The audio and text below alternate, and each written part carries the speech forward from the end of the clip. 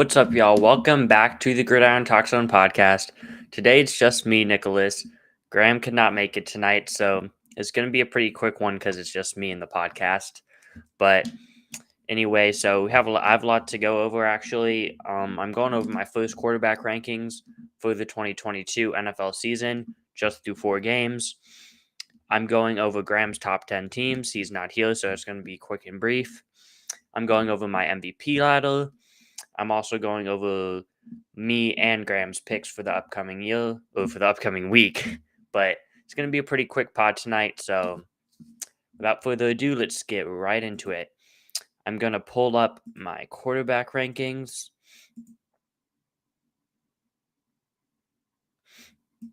I'm going over my quarterback rankings through week 4. So looking at the graphic here, keep in mind this is only through week 4. So I'm not factoring in what you did last year. I'm not predicting what I think you're going to do the rest of the year. I'm literally just looking at how the quarterbacks have played through the first 4 games of the season. Starting with, well, I'm not going to really go through all of them, but we'll just start with the first 10. So Mahomes played very well so far. I think he's the MVP so far. Lamar obviously played well. I think the big 4 are Mahomes, Jackson, Allen, and Hurts. I think those 4 are really the true MVP front runners right now, in my opinion. Those quarterbacks have all played very well so far. The next set of guys, Herbert, Brady, Rodgers, Geno Smith, the sneaky one, has played pretty good. Geno Smith, actually first in PFF grade this year, first in completion percentage. I think he's completing like 77 to 80% of his passes. He may even be completing like over 80% of his passes. Geno Smith has a crazy high completion percentage right now. Trevor Lawrence, Tua Tagovailoa, both young quarterbacks playing solid. Tua's obviously hurt right now. Hopefully he comes back quickly after that bad injury on Thursday Night Football last week in week 4. Joe Burrow started a little slow, but starting to pick it up the last few games. Murray, same thing as Burrow. Jared Goff surprisingly playing pretty good at 11 touchdowns, 3 picks.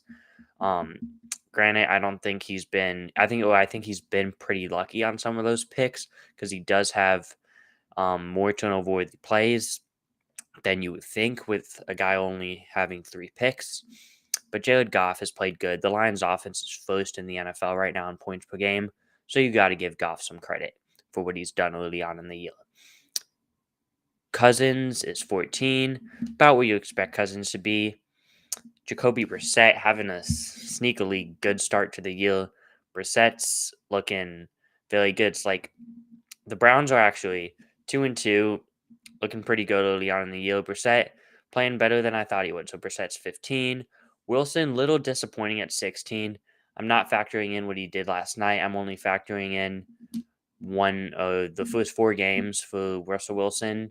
And Russell Wilson wasn't the most impressive in the first 4 games. Just quite didn't look like himself. And especially last night, too. Although I'm not factoring in. Last night, Broncos played the Colts. Neither quarterback played very well, but Wilson's at 16. Tannehill, 17. Been all right, nothing special. Stafford and Carr have both been disappointing. Stafford's really been turning over the ball. Carr had turnover issues in the first game of the year. Just hasn't looked like his top 10 self. Daniel Jones playing about where you expect him.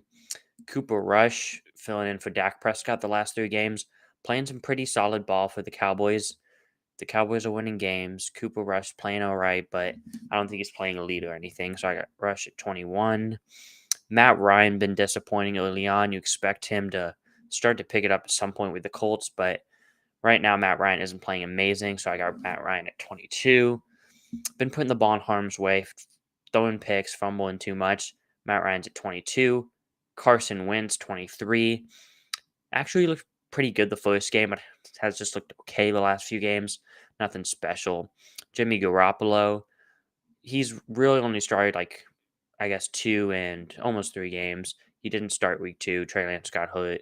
Jimmy G came in and played all right. Jimmy Garoppolo didn't play very well that week 3 game versus the Broncos on Sunday Night Football. But Jimmy Garoppolo really played well on Monday Night Football versus the Rams, so that's good to see. But just not a big sample size from Jimmy Garoppolo. And 1 bad game, 1 good game. Don't really know where to put him right now. I just got him at 24.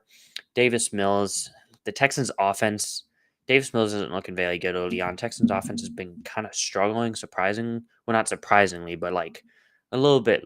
They struggle a little bit more than I would have thought. So I guess it's a little surprising, but I don't think they're a good offense. I just didn't think that they'd be struggling as much as they will or are struggling. At 26, I got Mac Jones. Mac Jones, really disappointing start. 2 touchdowns, 5 picks. But it was really mainly one bad quarter against the Ravens. But overall, Mac Jones just still hasn't looked amazing. He's hurt right now. He's only played 3 games. I got to Mac Jones 26, but I expect him to pick it up at some point. Jameis Winston, disappointing start for him and the New Orleans Saints. The 1-3. Winston played the first 3 games is 1-2, but just had turnover problems and just hasn't looked very amazing. Mariota, he's running the ball good, maybe sneaking out the Falcons some victories, the 2-2. But overall, Mariota isn't playing some good ball. He's inaccurate and turn the ball over a little bit more than you like to see. But we'll see how he progresses throughout the year. Zach Wilson only played 1 game, 29 though, because just really dull down here with these quarterbacks so far. I just got Zach Wilson at 29. He played, all right in 1 game. The second half, he started to pick it up. First half was looking sloppy, but overall, not much to go off of for Zach Wilson, really. Justin Fields, he has played all 4 games, but he just hasn't looked good. Overall, throwing from the pocket, haven't seen big improvements at all. Justin Fields can roll out the pocket and run, but I'd like to see improvement in the pocket from him. His pocket presence hasn't been good, been turning the ball over, and just overall an inaccurate quarterback right now. I think Justin Fields has to pick it up at some point, but we'll see because Justin Fields right now, he could be on the hot seat as the Bears starting quarterback right now, but we'll see if Justin Fields can progress throughout the year. Baker Mayfield, 31, looking like he's going to be a one and done with Carolina unless he just makes some major improvements throughout the year, but Baker just really hasn't done much at all for Carolina early on, but I'm rooting for him. I hope he can pick it up, but we'll see. Kenny Pickett, he only came in for the second half of 1 game, so nothing much really to go off of. The Steelers ended up losing the game, so I just put Kenny Pickett at 32. He's now replacing Mitch Trubisky. So those are the quarterback rankings just through week 4. Again, only factoring in the first 4 games. This is not the ranking of the quarterbacks I would take as my franchise quarterback to start my franchise. This is not going into the season. This is not based off last year. This is not predicting the rest of the season. Just based off the 4 games, these are my quarterback rankings. 4 games is such a small sample size. We'll see how this list changes. I'll probably update it around week 8 or 10, midway through the year, and then I'll have my end season 1, of course. But there's really not much else to add. It's just 4 games that I'm ranking these quarterbacks based off of. So we can move on from that segment. Let's recap some ball. Let's recap some Thursday night football. Colts, Broncos recap.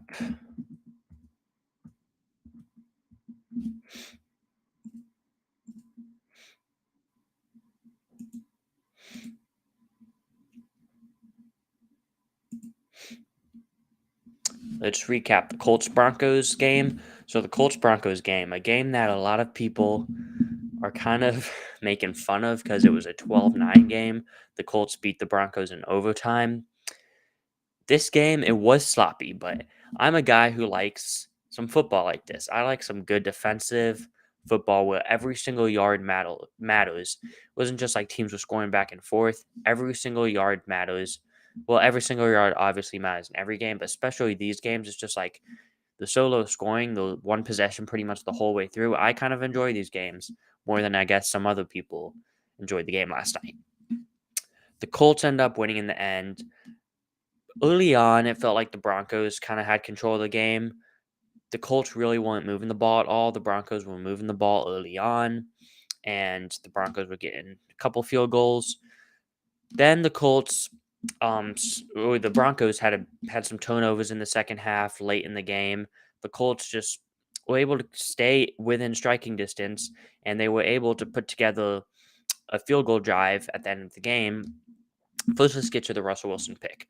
So Russell Wilson and the Broncos were up, I believe, 12-9 late in the game. Oh, no, the Broncos were up 9-6 on the Colts late in the game. The Broncos were driving the ball down the field. They were burning clock. the game was almost to the 2-minute warning. There was like around 2:20, 2:10, 2:12-ish left in the ball game, and the Colts had no timeouts. The Broncos were kneeling the red zone or in the red zone, and it was a short yardage down. And they ended up throwing the ball to the end zone. Russell Wilson threw a pick to the end zone to Stephon Gilmore, who made some great plays late in this game. The Colts were able to get the ball and then go down the field and hit a game-tying field goal near the end of regulation to tie the game at 9-9.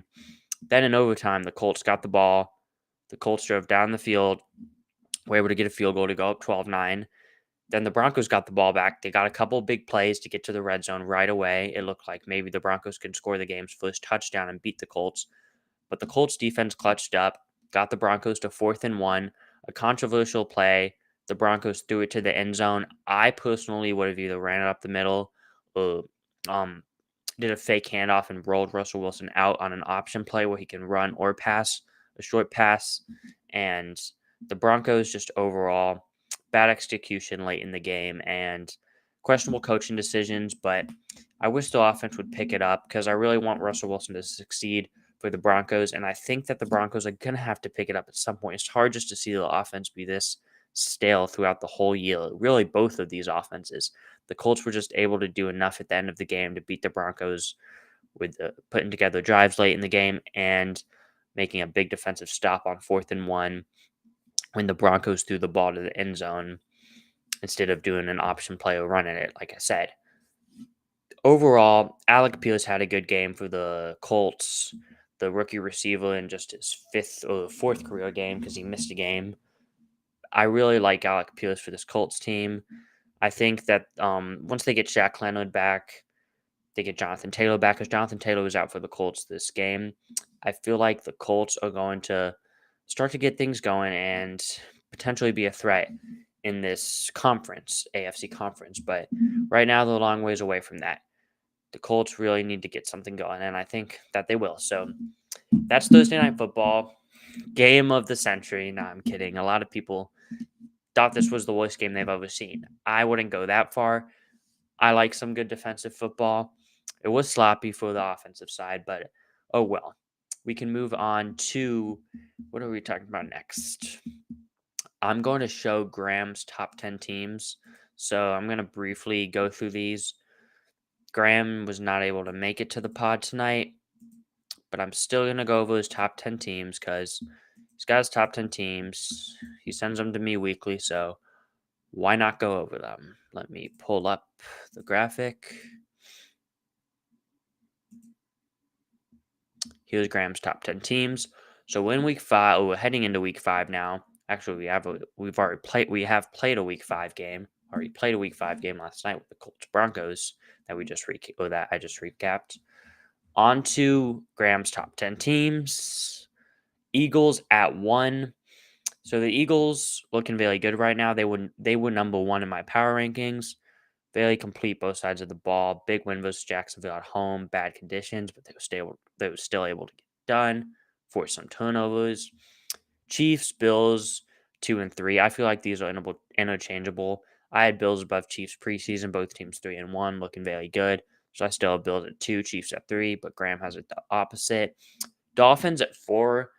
Graham actually had the Dolphins at 5 last week. They do move up after a loss, which can happen, but it's rare to happen. But I'd have the Dolphins in the 5 or 6 range. I think I had them 5 in my power rankings. Dolphins still a good team.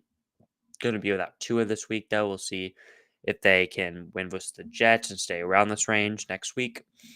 Ravens at 5, a little bit higher than I'd have them. I believe I have them at 7, but it's respectable to have the Ravens at 5. They lost to the Bills by a field goal, who are at 3.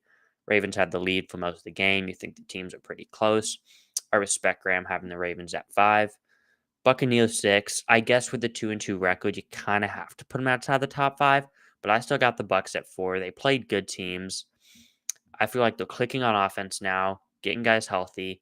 Defense had an off night versus Mahomes and the Chiefs. I still think this team or this defense and team overall is very good. I'd have them at 4, but with the 2-2 record and the results, it's a results-based league. That's how you win games, make the playoffs, win the Super Bowl. I respect having the Buccaneers at 6. Cowboys at 7. I believe I have the Cowboys at 13, 12 or 13. Cowboys at 7 is a little high for me. I know they're 3-1. They did just beat. Who did they beat? They beat the Giants in week 3. Week 4, I'm having a blank. I'm forgetting who the Cowboys beat. They beat the Commanders in week 4. So the Cowboys coming off not the most impressive wins. Granted, the Giants are 3-1, only loss of the year to the Cowboys, and that game was in New York on Monday Night Football. So I understand Cowboys 3-1, top 10 defense, looking like arguably the best in football. I just don't think they're better than the 3 teams Graham has below them, and some of the other teams outside the top 10, or that Graham doesn't have in the top 10. There's one team on here, San Francisco 49ers. I'm surprised Graham doesn't have the 49ers on here. That team is looking very good. But Cowboys are 3-1, so it's respectable to have them on the list, just higher than I would have them. Packers number 8. About right. I think I do have the Packers at 8 actually. Packers 3-1. Looking pretty good right now, coming off maybe a little bit sloppy win versus the Patriots. So I guess they're not looking the best based off last week, but based off the season as a whole, you're 3-1. Now that I think about it, not the most impressive 3-1 team, but you are 3-1. You are looking good on a defensive perspective versus the Buccaneers a few weeks ago, but last week didn't look very good versus the Patriots. Bailey Zappe able to do enough to almost win that game on you. So the Packers, not the prettiest 3-1, but you're still 3-1. We all know they're a good team, so I like them here at 8, just not quite in that top 5 yet. Vikings 9, around where I would have them, maybe a spot or two higher than I would have them, but respectable, much like the Packers, 3-1. Vikings looking pretty good, so I like the Vikings a lot this year. Bengals at 10. I actually have the Bengals at 6. 2-2 football team. Just sloppy week 1s overall. O-line's trying to gain chemistry. Now I feel like this team is starting to pick it up. Big game versus the Ravens this week on Sunday Night Football, which me and Graham will both have our picks. Obviously, just me here going over the picks, though. Graham wasn't able to make it tonight. But the Bengals at 10, I actually have them at 6. Like I said, sloppy start, lost on a field goal to the Cowboys. Lost week 1 in overtime, fluky game, missed kicks, bad snap, or bad hold, blocked kick, game winner kick. So the Bengals, a little bit of a sloppy start, but 2-2 right now. 1-2 straight, gaining momentum. Had them very high in the preseason, so I have them at 6 right now. That's Graham's top 10 teams. So I agree the most part with Graham's top 10 list. Just a couple few things I disagree with. I would definitely have the 49ers in the top 10. But we can move on to the next segment. What's next? So went over Graham's top 10 teams. Now we can go over my MVP ladder. I'm excited to go over this MVP ladder. A lot has changed for the MVP ladder.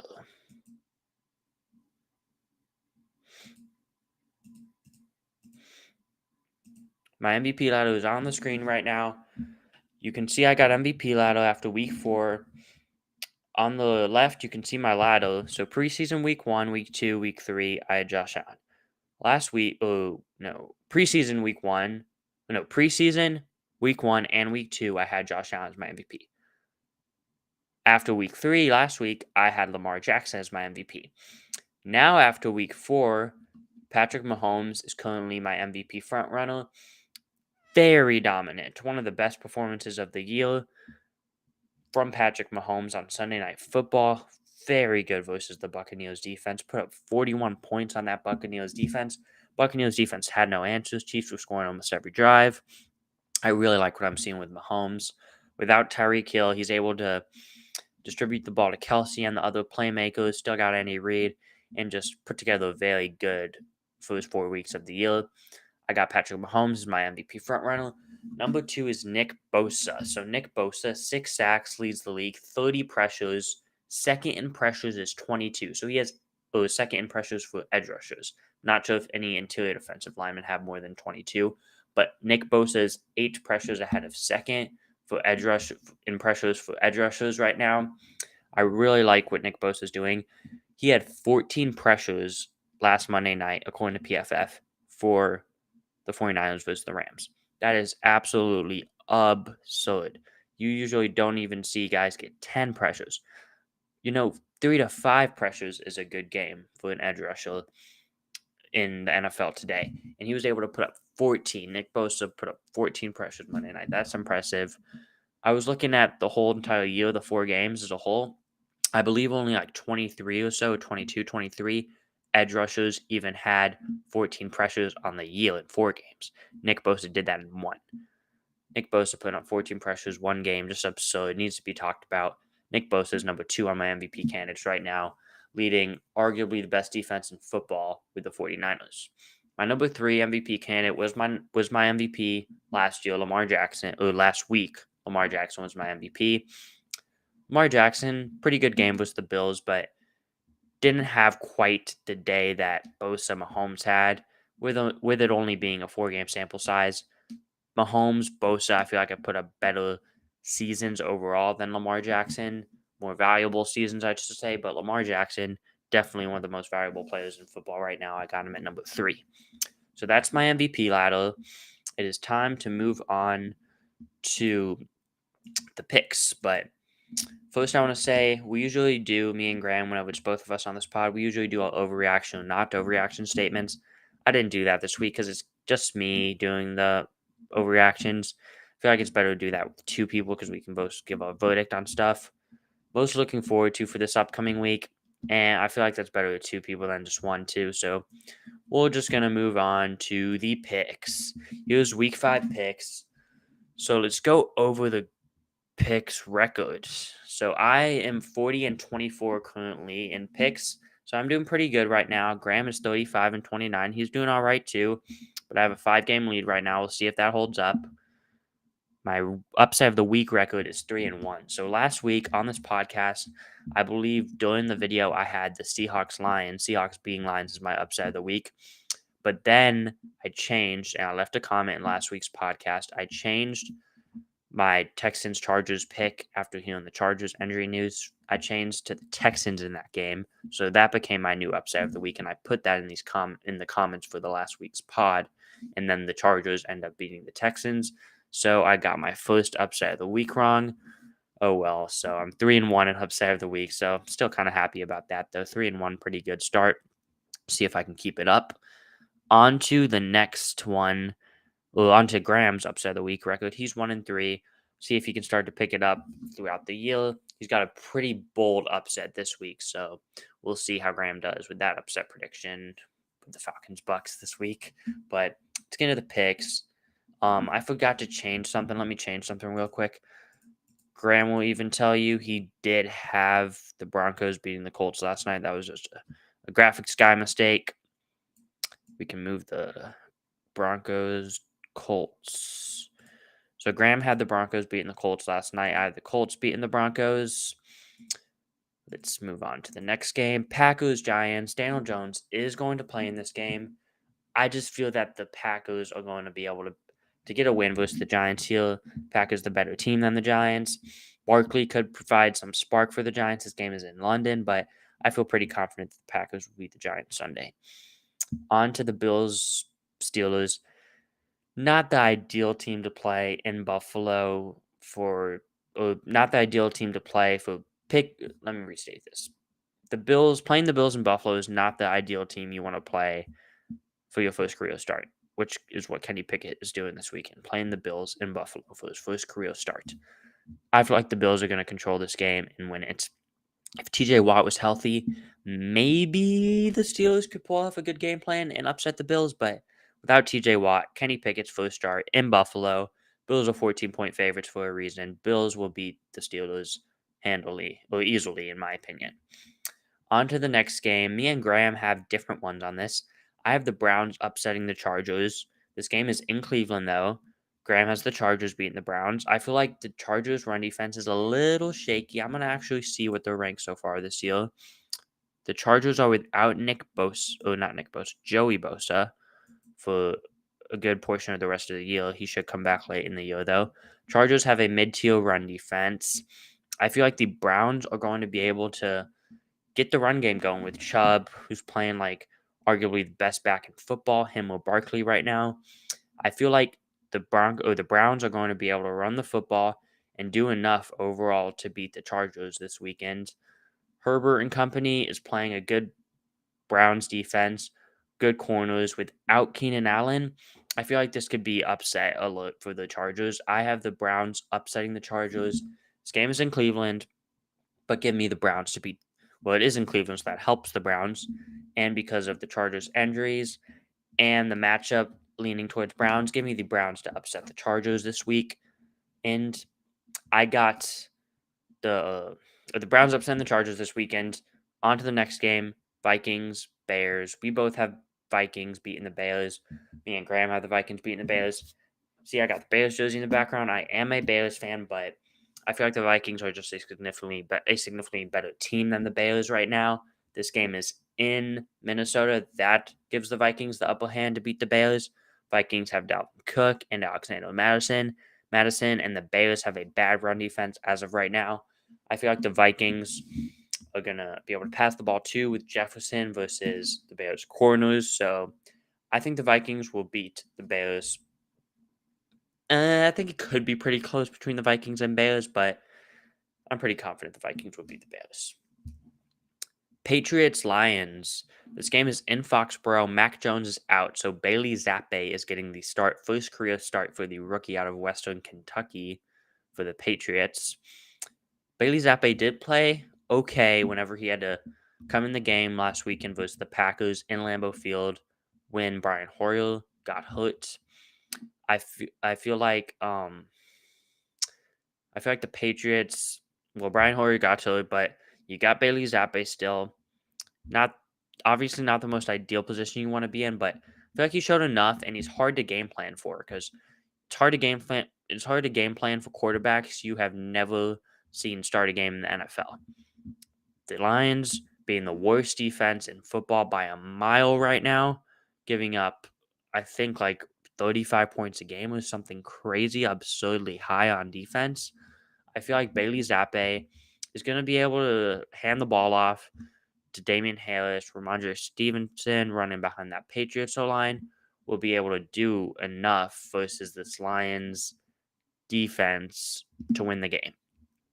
And when Mac Jones, not Brian Hoyer, Mac Jones, but whenever Bailey Zappe has to throw the ball, I feel like he's going to be able to do enough versus this Lions secondary with the Patriots receivers. I feel like the Lions offense can also do some damage though on the Patriots defense.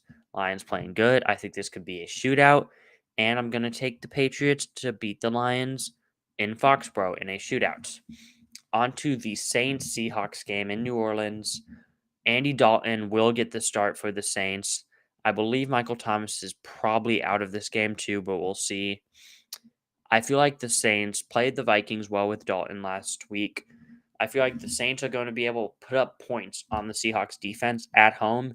Seahawks coming off a big win could also put up points, but I feel like the Saints have a significantly better defense than the Seahawks, and for that reason, although Geno Smith is playing good, I don't feel like it'll be enough points to really beat the Saints in New Orleans versus that good defense.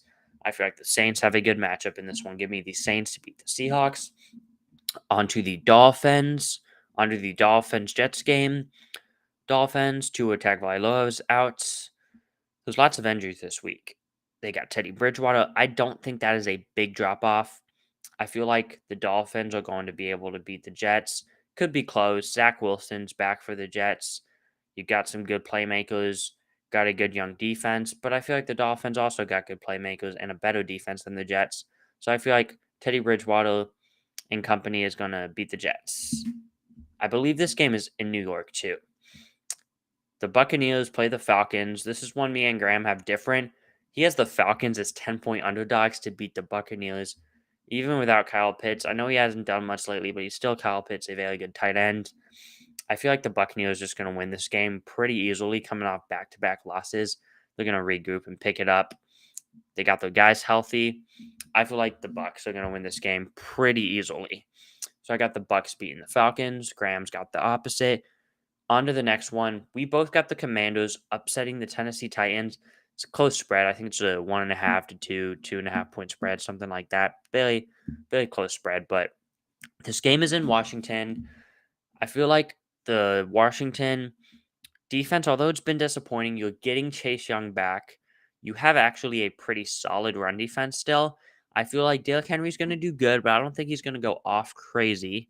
And I feel like this game being in Washington coming off 3 losses in a row after starting 1-0, Washington's hungry for a win. Both teams are obviously hungry for a win, even though the Titans have won back to back. I feel like Washington is just going to be able to do enough on offense versus the Titans defense that isn't amazing right now. I know it was good last year, but right now it's not amazing. I feel like Washington's offense is going to have a solid day. And I feel like the defense, not that it's going to be amazing, but you do get Chase Young back. Like I said, you can maybe have a solid game plan for Derrick Henry and stop the run good enough, slow it up good enough to where you can win this game. I think it's going to be a close squeaker game, but give me the Washington Commanders to beat the Tennessee Titans.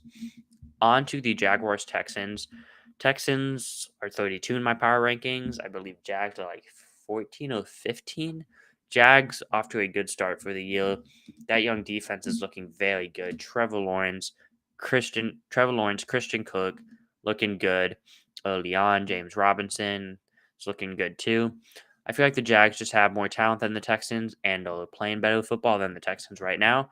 I believe this game is also in Jacksonville. So give me the Jacksonville Jaguars to beat the Houston Texans.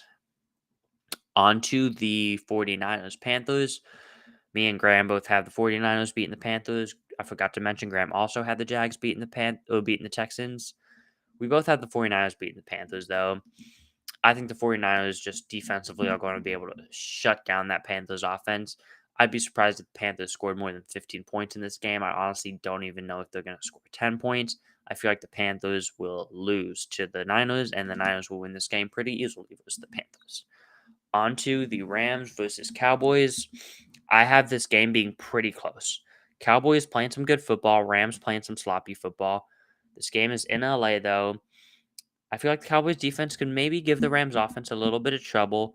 Get into Micah Parsons can get to Matthew Stafford. Cooper Kupp is probably going to be able to do enough with Trevon Diggs. As good as Trevon Diggs is, Cooper Kupp's a better player than Trevon Diggs. And Matthew Stafford could have a few turnovers versus this Dallas defense, but I still feel like Stafford to Kupp connection is going to be just enough to win this game. Cooper Rush is good, but I think he's bound to lose his first career game in LA versus the Rams. I feel like the Cowboys offense is facing a good Rams defense, not as good as past years, but still a good Rams defense. Cooper Rush, maybe is he going to get figured out or is he going to keep winning games in the NFL? But we'll see.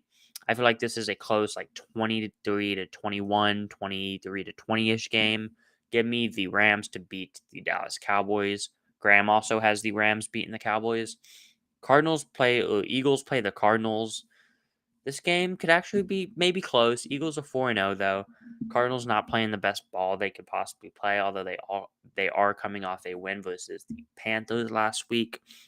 I feel like the Cardinals are a team this year that is going to lose to a lot of good teams that you think they're going to lose to. And I don't really see the Cardinals pulling off the upset here.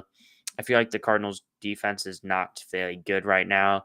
I feel like Hurts and company and on the Eagles offense will be able to do enough versus Cardinals defense just to really have a very good offensive game and put up 30 plus points. I like Kyler Murray, but he's facing a tough front seven, tough Eagles defense. Cardinals are not very good at receiver right now with D-Hop suspended, and the Eagles have a good secondary. So I feel like the Eagles just match up very well versus the Cardinals. And I feel like the Eagles are going to beat the Cardinals this week. On to the next one. Bengals, Ravens. Me and Graham both have this as an upset. Ravens losing to the Bengals in Baltimore on Sunday Night Football. This is actually my upset of the week. The Bengals are currently 3.5-point underdogs versus the Ravens. Ravens are coming in at 2-2. Bengals coming in at 2-2. Ravens lost last week. Bengals won. I feel that the Bengals are going to win this game. I just have it's not like there's not like any huge matchups where I think that favor the Bengals besides one that I'm going to get to, but I just have a weird feeling that either the Bengals or the Raiders are going to get a big road win on primetime Sunday night or Monday night is what my gut feeling is. And I feel it's going to be the Bengals who beat the Ravens. I really like the Chase Marlon Humphrey matchup.